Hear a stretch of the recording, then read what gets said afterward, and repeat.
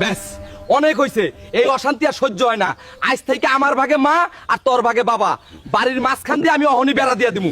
গ্রামের বিলের পাশে বটতলায় আজ বানর পরিবারের সালিশ বসেছে। দুই ছেলের বিয়ে হয়েছে, প্রতিনিয়ত একসাথে থাকার কারণে বউদের মধ্যে হিংসাহিংসি লেগেই থাকে। তাই আজ তারা হাড়ি আলাদা করবে। জমি, গাছপালা, ঘরের থালা বাসন সব সমান দুই ভাগে ভাগ করা হলো। সবশেষে গ্রামের মাতব্বর শিয়াল জিজ্ঞেস করল, সব তো ভাগ হলো, এবার তোদের এই বুড়ো বাবা মায়ের কি হবে? কে কাকে রাখবি? বড় ছেলে মুখ কাচুমাচু করে বলল, আমার তো সংসার বড়, আমি দুইজনের বোঝা টানতে পারবো না। আমি বাবাকে নেব, কারণ বাবা তাও একটু ক্ষেত খামারের কাজ দেখতে পারবে।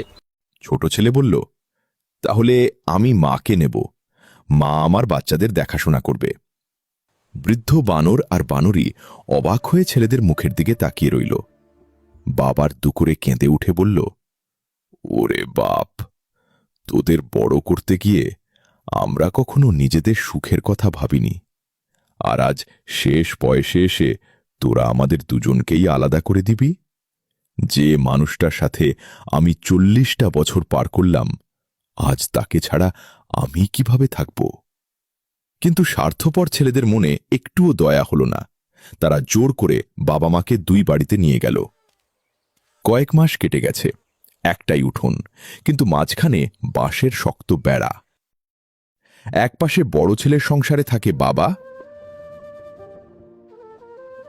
অন্য পাশে ছোট ছেলের সংসারে মা। একদিন দুপুরে ছোট ছেলের বউ কোথাও দাওয়াত খেতে গিয়েছে, কিন্তু বৃদ্ধ মা কে সাথে নিয়ে যায়নি। না খেয়ে বারান্দায় বসে কাঁপছেন মা বানর। হঠাৎ বাঁশের বেড়ার ফাঁক দিয়ে দুইটা কলা হাতে নিয়ে ডাকছে, গেদার মা, ও গেদার মা, তোমার জন্য কলা নিয়ে আইছি, খাইবা না? স্ত্রী দৌড়ে এসে কলা হাত নিয়ে বলে, খায়াম তো, তোমার লেগে পরানটা কান্দে। তুমি আমার এই দোজক থেকে মুক্তি করো গেদার বাপ। দরকার হইলে আমরা রাস্তায় ভিক্ষা কইরা খায়াম, তবুও তুমি আমারে লয়ে যাও। একই উঠোনে বসে দুইজন মানুষ, অথচ মাঝখানে এক নিষ্ঠুর বেড়া তাদের আলাদা করে রেখেছে। এক গভীর রাতে কাউকে কিছু না জানিয়ে দুই বুড়া বুড়ি অজানার উদ্দেশ্যে পাড়ি জমালো। বাবা মা কোনো পৈতৃক সম্পত্তি নয় যে তাদের ভাগ বাটোয়ারা করা যায়।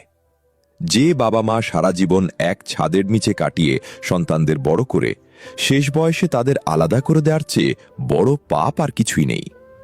তাদের সম্পত্তি না ভেবে সম্পদ ভাবতে শিখুন।